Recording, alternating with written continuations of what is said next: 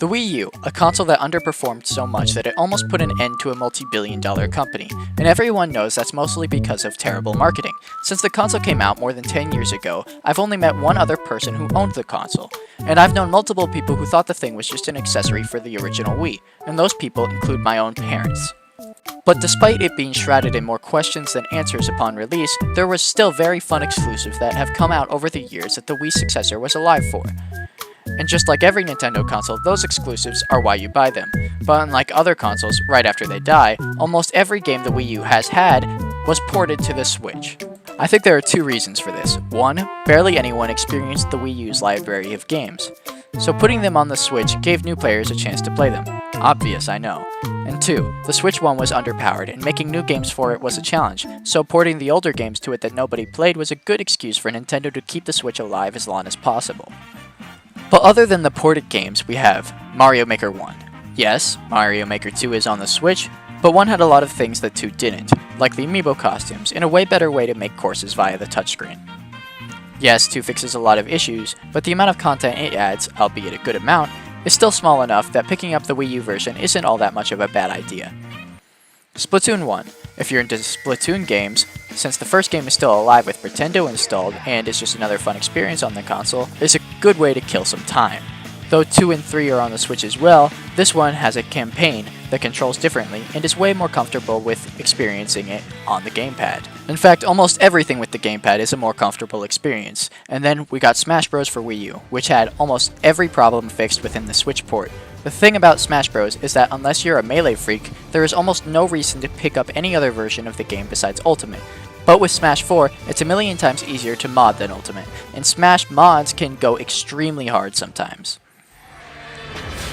The thing is, with all these games though, is that every single one has had an arguably better successor on the Switch. Though these games are widely considered good, it doesn't mean there aren't better ways to experience said games. But then, there are the ones that don't have Switch equals that are worth picking up. In my humble opinion, there are only 2 of these: Paper Mario Color Splash and the infamous Nintendo Land. I know someone is typing away how Color Splash is succeeded by Origami King, and that is correct, though each Paper Mario game in and of itself is its own experience. Playing Color Splash, there are more than enough differences to still have a fun time with this game. Even after playing Origami King. The story isn't as good, but it's still a decent one. The battle system is a lot better, and the game just oozes with personality. Saying you'll have a better time on Origami King then this game is more of an opinion than an actual fact. Say Smash 4 is better than Ultimate, that's also an opinion, but it's the wrong one. Either way, here we are at the one true Nintendo Wii U game that's worth playing, Nintendo Land. This game was packaged with a lot of Wii U's the same way Wii Sports was with the Wii. This game has a lot of similarities to Wii Sports as well, not in gameplay but more so the structure of the game. It's something you really have to have friends with to play, as well as being a big tech demo showing the functionalities of the console. But on top of those things, it's just plain fun.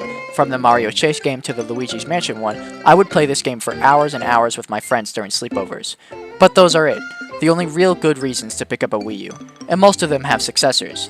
The modding community for this console is immense. If you want to buy one in this day and age, it would honestly be a waste not to mod one. But even if you do, what's the point? To buy a used one, which is the only way you could buy one at an affordable price, it'll cost you just as much as it'll cost to buy a used Switch Lite, where you could play ported games such as Mario 3D World and Mario Kart 8, on top of new games that are continuously coming out. I used the Wii U and 3DS until I was 11, then I got myself my first Switch, so this console was how I first experienced video games. It was a major part of my childhood, but speaking from an actual opinion and not nostalgia bias, sadly, I do believe that it's not worth to buy one of these things.